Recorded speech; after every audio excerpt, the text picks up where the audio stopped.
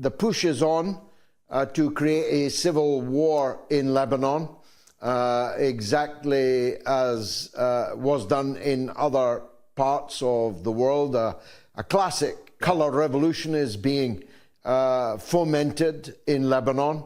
The American ambassador, just like Victoria Nuland in Ukraine back in the day, 2014, is openly acting as a concert party organizer.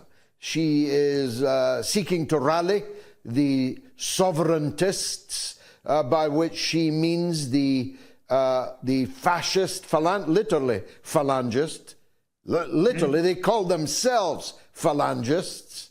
Samir Jaja and other far-right forces in Lebanon, and to their shame, one or two other forces who should and do know better. She's openly trying to bring about a civil war in Lebanon to weaken the resistance. But the resistance goes on and on and on, despite the attempted decapitation, actually quite successful decapitation of the Lebanese resistance.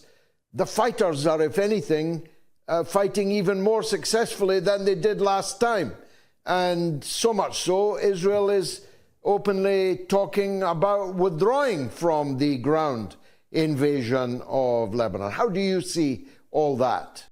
No, I mean that's an excellent analysis, and let me respond in two ways. The first sort of segment of your prompt, identifies something that the Netanyahu war machine tied to the American government have been trying to do very emphatically over these last several weeks, which is to bring about a fracturing and basically infighting in the United States, redeploying old bad feelings in the country. And the Phalange, like you've identified, and Jaja, their hands are deeply rooted in blood. I mean, they were the ones who spearheaded, you recall, the Sabra and Shatila massacres in 1982. And even beyond that, these are deeply Islamophobic elements. So they capitalize and they believe in the same sort of conflations of terrorism with Muslim identity that the Israeli government, the American government does. And this is old classic divide and conquer strategy that any imperial or neo-imperial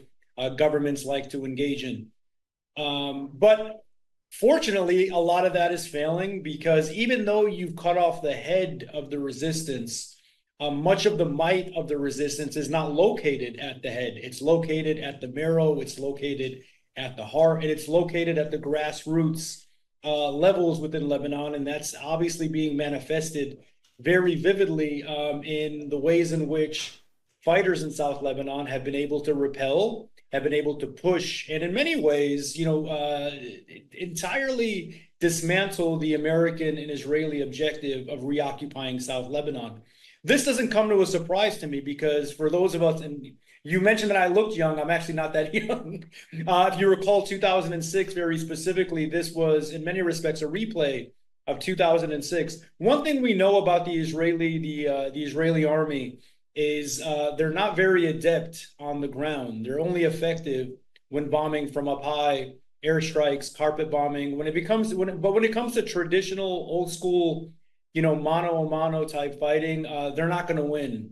And they're actually playing into the hands of the resistance in Lebanon. And even though you cut off the head, again, the metaphor goes that those on the ground are very much who are fighting, advancing the resistance, and where the real heart of the resistance is.